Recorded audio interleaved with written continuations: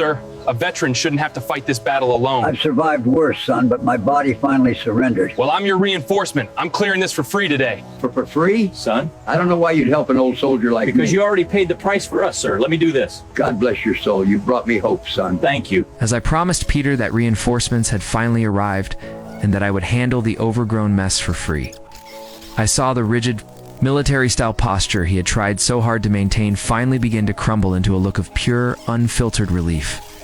Seeing him stand there, an 80-year-old retired Army veteran, wearing his old, faded plaid shirt and clutching a thin wooden cane as his only anchor against the world, it broke my heart to realize that the HOA's $3,000 fine was a heartless assault that served as a final, crushing blow to his remaining dignity.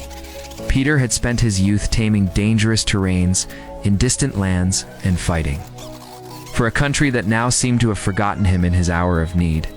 His physical body finally surrendering to the weight of time with every visible hand tremor and every sharp spasm of back pain that forced him to move with such agonizing slowness.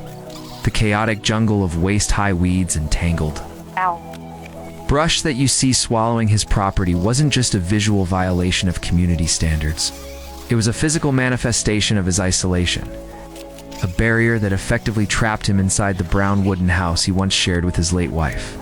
Since her passing 3 years ago, the vibrant garden they had tended together had turned into a wild green nightmare, a daily reminder of his powerlessness and the silence that now filled his home.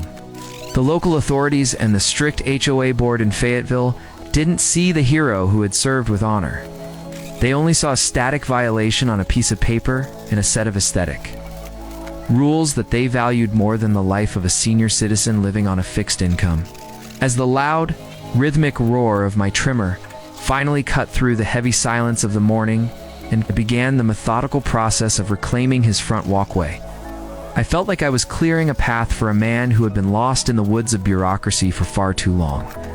Each square foot of ground I revealed, slicing through the thick stalks that obscured the beauty of his home, felt like a small victory in a battle for his pride, restoration of the respect he earned decades ago on the battlefield. Peter watched from the porch, leaning heavily on his cane, his eyes misting over with a mixture of shock and profound gratitude as he realized that a total stranger actually cared about the burden he was carrying.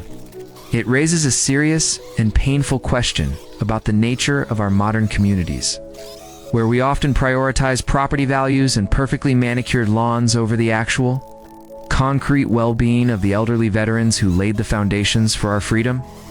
Is it morally justifiable for powerful associations to impose massive, life-altering fines on vulnerable seniors facing physical and financial distress? Or do you believe that neighborhood rules must be enforced with absolute strictness, regardless of a resident's personal history or health? I really want to hear your honest, deep, and unfiltered thoughts on this situation in the comments section below, as your voice helps us shine a light on these forgotten struggles that happen behind closed doors every single day. If you believe we desperately need more human compassion and less heartless litigation for people like Peter, please hit that like button with everything you've got and share this story far and wide to help me reach more people who might be facing a similar struggle alone in the shadows. Your support is the only reason I can keep finding people like Peter and offering them a safe path back to a life without the fear of losing their home over a few feet of grass.